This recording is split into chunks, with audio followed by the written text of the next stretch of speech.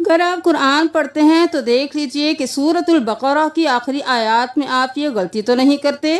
یہاں پر دیکھ لیجئے وقفہ کا نشان ہے.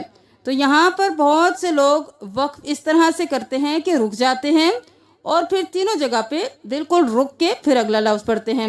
لیکن یہاں پر وقف کرنے کا طریقہ بالکل الگ ہے. جب بھی یہ وقفہ کا نشان آئے تو آپ نے یہ یاد رکھنا ہے کہ جس طرح سے ہم سکتہ کرتے ہیں، ہم سانس کو توڑتے نہیں ہیں، ہم تھوڑی دیر کے لیے رک جاتے ہیں، 1 سیکنڈ کے لیے. وقفہ میں ہم 2 سیکنڈ کے لیے رکیں گے، سانس کو نہیں توڑیں گے، آواز کو بند کر دیں گے، سانس نہیں توڑیں گے. کس طرح سے؟ وَاعْفُ عَنَّا